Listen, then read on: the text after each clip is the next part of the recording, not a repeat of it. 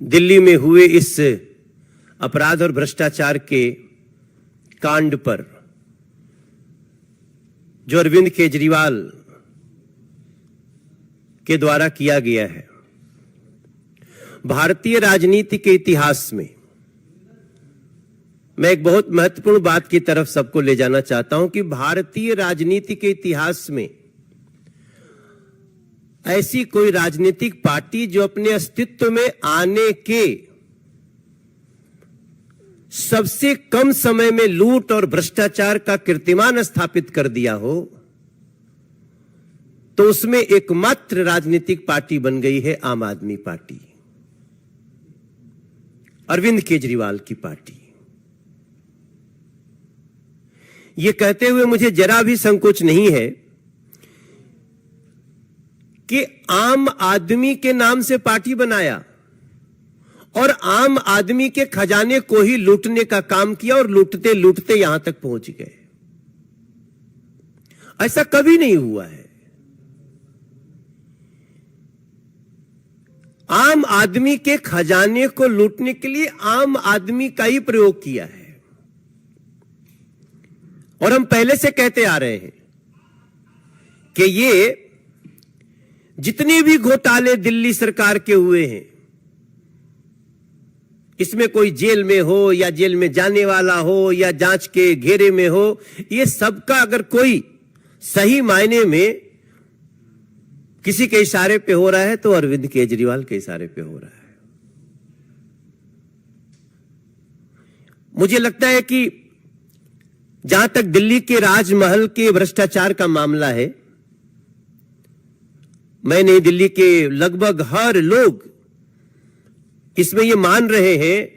कि इसमें टॉयलेट और पर्दे ही करोड़ों के हैं। बाकी तो क्या है पता करने पे, जब सीबीआई इसकी इंक्वायरी कर रही है, शुरू किया तो पता चलेगा। ऐसी स्थिति में जिसने 2013 से सादगी का दम भरा था, ऐसी सादगी का दम कि अच्छे अच्छे उसके भ्रम में आ गए, और वो व्यक्ति 2022 तक राजमहल में रहने का सपना देखता हुआ उसको सही करने के लिए क्या क्या नहीं कर डालता है। जब 2022 कहते हैं, 21 कहते हैं, 20 कहते हैं, याद आता है तो इंसानियत को रौंदने वाली एक ऐसी कुकृत्य का दर्शन होता है जब देश ऑक्सीजन के लिए परेशान था, जब देश के लोग अपने आमने सामने घर के लोगों को प्राण छोड़ते हुए देख रहे थे, कोई चारा नहीं चल रहा था, जहां एक दूसरे को बचाने के लिए दुआओं का भी समंदर था, उस समय एक अरविंद केजरीवाल नाम का व्यक्ति दिल्ली का मुख्यमंत्री अपना राजमहल बनाने में लगा था। कैसा वो दिल, कैसा वो मन, कैसी वो सोच, ये सारी चीजें इस सीबीआई की जांच शुरू होने के बाद याद आ रही है। हमें इस मामले में सीबीआई की जांच की मांग हम लगातार कर रहे थे, क्योंकि जब सीबीआई जांच करेगी तभी उन सारी चीजों का पता चलेगा कि रात में क्यों किसी अधिकारी के कमरे को खोल करके वहां से फाइल चुराने की कोशिश हुई, साक्ष्य को नष्ट करने के प्रयास हुए।